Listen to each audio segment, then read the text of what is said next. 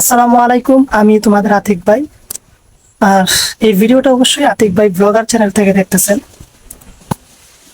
আর বিষয়টা হচ্ছে, আজকে এই ভিডিওতে আমি একটা জিনিস দেখাবো তোমাদেরকে। এই জন্য মূলত এই ভিডিওটা।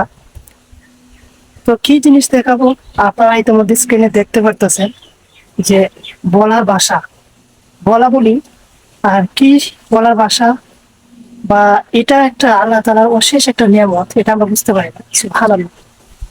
আপনারা খেয়াল করেন তো, একটু লক্ষ্য করে দেখেন যে আল্লাহ সুবহানাহু ওয়া তাআলা কত সুন্দরভাবে আমাদেরকে ন্যাচারাল যে পিওর মধু আমরা কোরআনেও শুনতে পাই, বা আল্লাহ পবিত্র কালামেও বলা আছে যে এই মধুগুলা যে কিভাবে সংরক্ষণ করে, তাদের মধু কিভাবে আহরণ করে। সুবহানাল্লাহ, সুবহানাল্লাহ।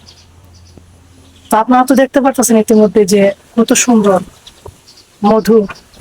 আর এই যে গাছটা দেখতেছেন আপনারা, এটা হচ্ছে করম গুটার গাছ।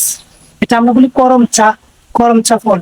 আর এই যে ফলগুলো দেখতেছেন, সেটা হচ্ছে করম চা ফল, এক ধরনের ফল। এটার ভিতরে অনেক লাল হয়ে থাকে।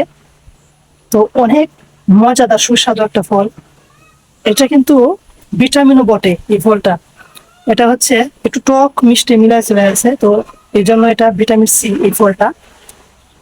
আর অবশ্যই আমি তোমাদের আতিক ভাই, আর আমার জন্য তোমরা সবাই দোয়া করবা। আর এই ভিডিওটা সবার সাথে শেয়ার করতে চাই আমি।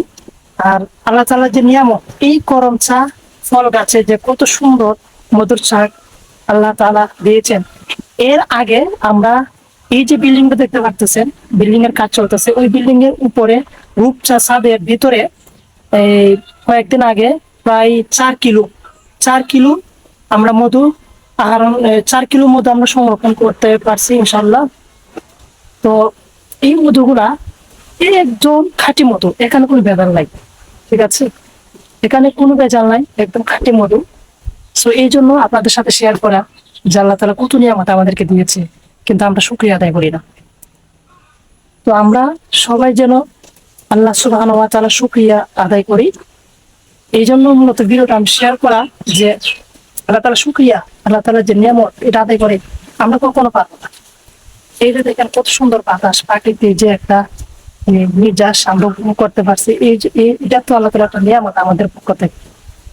আমাদের পক্ষ আল্লাহ তাআলা আমাদেরকে নিয়ামত পাঠিয়েছেন। সবাই আমার জন্য দোয়া করবা, আমিও তোমাদের সবার জন্য দোয়া করব মন প্রাণ থেকে। তো এই যে মধু গাছে যে মধু, আপনারা অবশ্যই দোয়া করবেন যেন আমরা সুন্দরভাবে মধু পরিপূর্ণ হওয়ার পরে আমরা যেন সংরক্ষণ করতে পারি। সবাই দোয়া করবা। সবাইকে আমার পক্ষ থেকে শুভেচ্ছা ও ভালোবাসা। সবাই দোয়া করবেন। আসসালামু আলাইকুম।